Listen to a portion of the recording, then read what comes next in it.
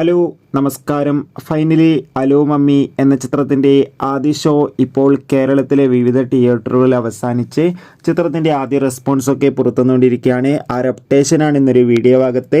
വീഡിയോയിലേക്ക് മുൻപ് ഈ വീഡിയോ ലൈക്ക് ചെയ്യുക, ചാനൽ സബ്സ്ക്രൈബ് ചെയ്യുക. നവംബർ മാസം ഇനി ധാരാളം ചിത്രങ്ങൾ OTT റിലീസ് ചെയ്യാൻ പോവുകയാണ്.